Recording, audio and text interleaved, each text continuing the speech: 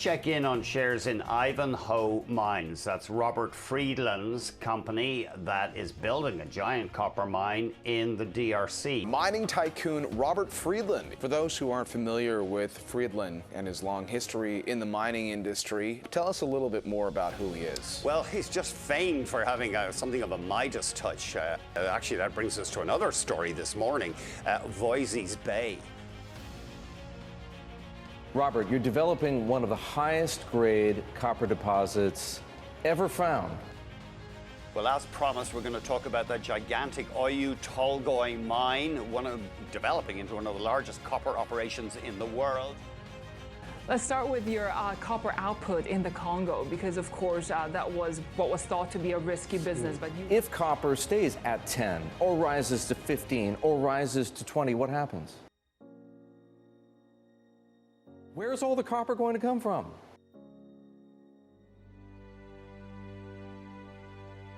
Our group has been all over this planet for the last 35 years.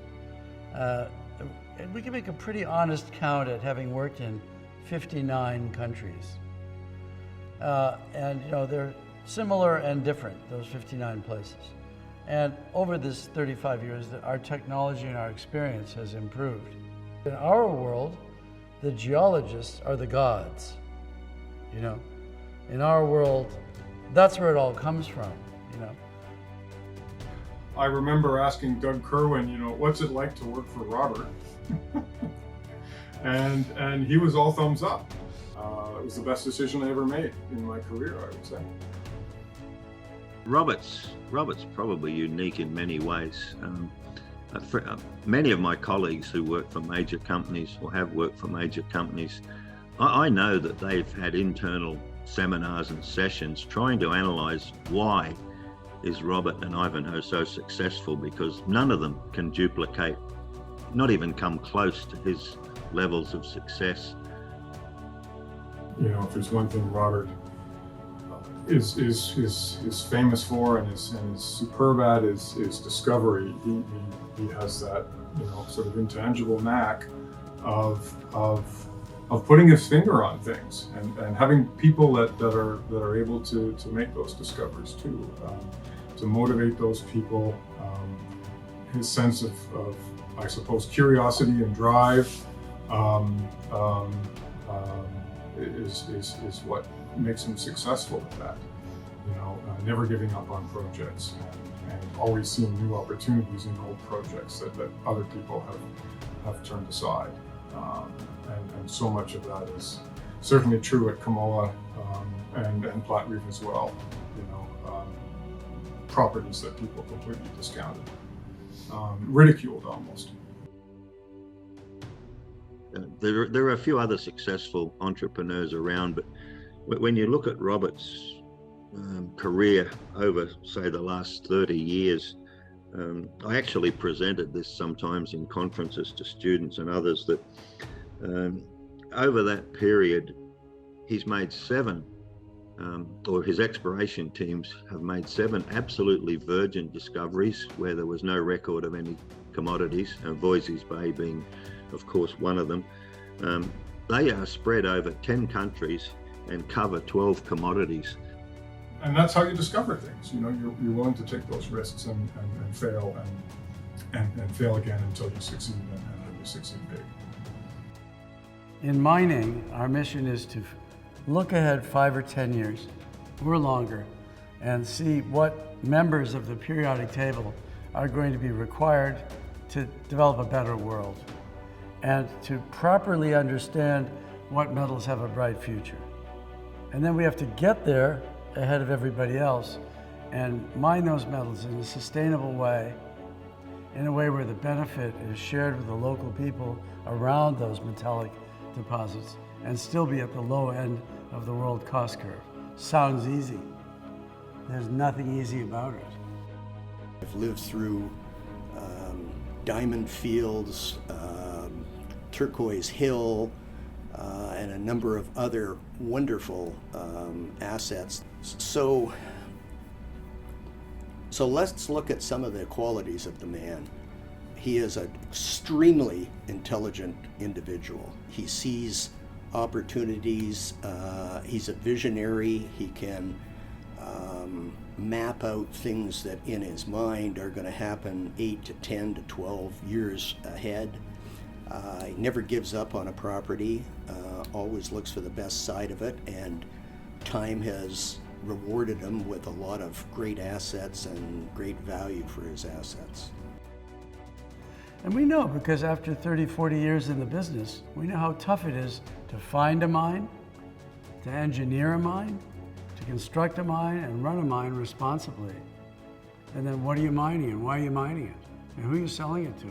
What's the end use? The whole thing is going to be looked at systemically.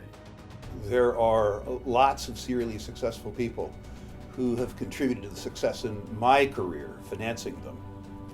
But I would suggest that Robert's track record in exploration, not merely in acquisition, but in exploration, is unparalleled among my own generation. If you think back to Fairbanks, Gross Rosebel, which he doesn't get credit for, Voisey's Bay, Oyu Tolgoi, Kamoa, Kakula, Flat Reef. That's more Tier 1 discoveries than any one leader is supposed to accomplish with his or her team. How did he do it? Well, he kept trying. Robert swung for the fences. Other people's exploration activities would wax and wane depending on their ability to raise money, depending on their mood.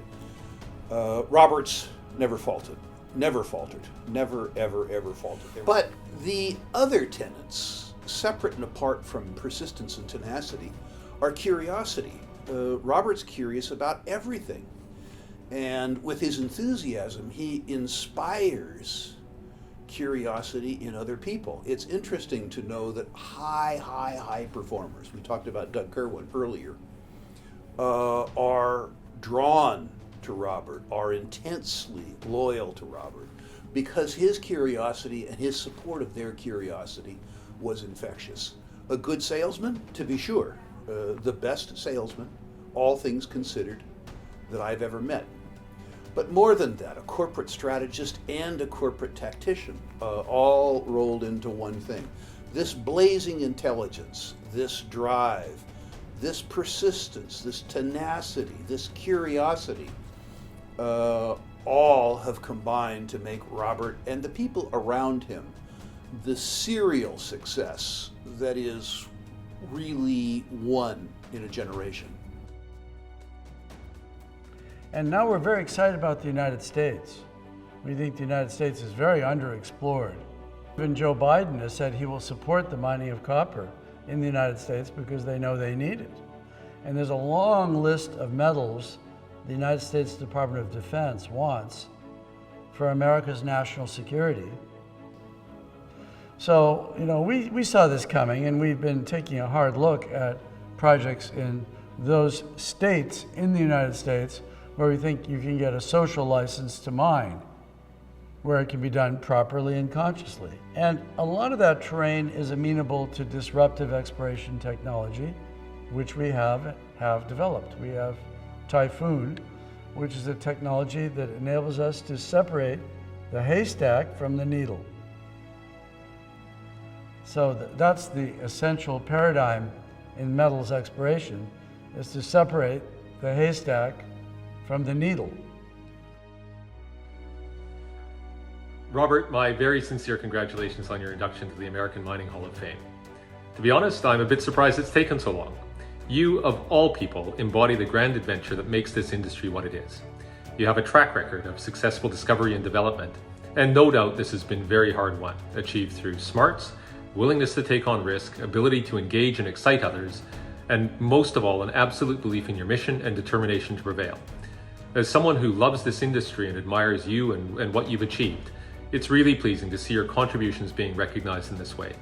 Very well deserved. I hope it's a great evening and one befitting of the occasion. Congratulations again, Robert.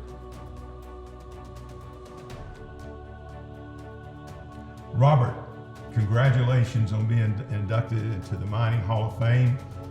I wish I could be with you. It takes 1 nanosecond for anyone to be with Robert Friedland to know that you're with somebody that's unique.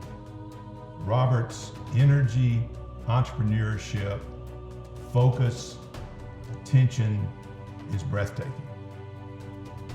Robert, little did either one of us think when we were growing up that someday each of us would be in the Mining Hall of Fame, but here we are. Well-deserved, congratulations, and good luck for the future. Our industry has a bright future ahead of it, and we know the two of us are going to be part of it.